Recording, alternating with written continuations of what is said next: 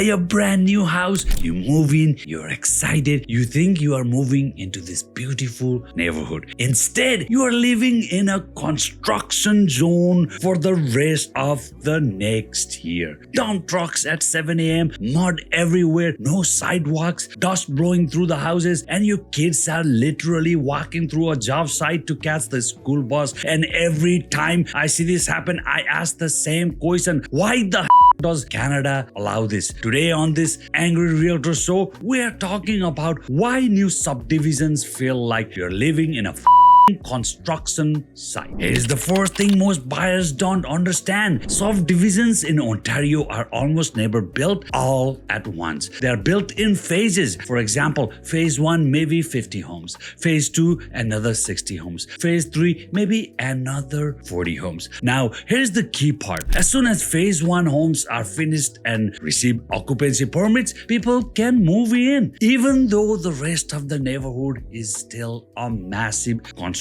site. Why is this allowed? Because the developer signs something called a subdivision agreement with the municipality. That agreement basically says you can sell and build homes now, but you can promise to finish the roads, sidewalks, parks, and infrastructure later. And the city protects itself by holding financial security called performance bonds. If the builder disappears, the city can finish the work. But guess who still has to live through the chaos? The homeowners, you. Here's another thing people don't realize. A house doesn't need a finished neighborhood to be occupied. It only needs something called an occupancy permit. And that permit only requires minimum safety standard. Things like water and sewer connections, electricity, safe road access, street lighting, basic drainage. That's it. Notice what's missing? The sidewalks, landscaping, parks, finished roads. So legally, the house is considered safe to live in, even though the neighborhood around you still looks like a mud pit full of dump trucks. And this is the part the brochure never shows, because marketing shows you tree-lined streets, beautiful parks, kids riding bikes. Reality looks more like construction trucks everywhere, temporary roads, no grass, dust, noise, sometimes for 8 months, 12 months, even longer. And you paid $1.5 million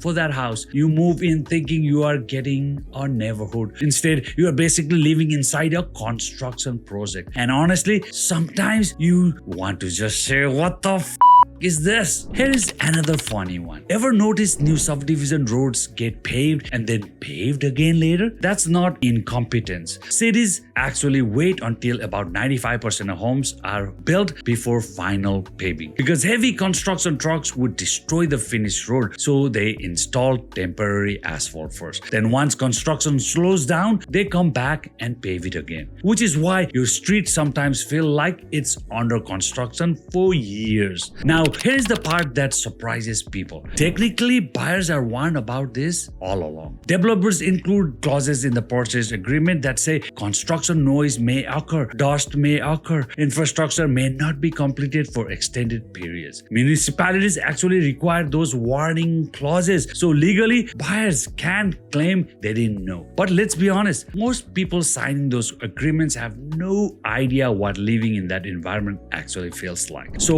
why does Canada do it this way? Simple.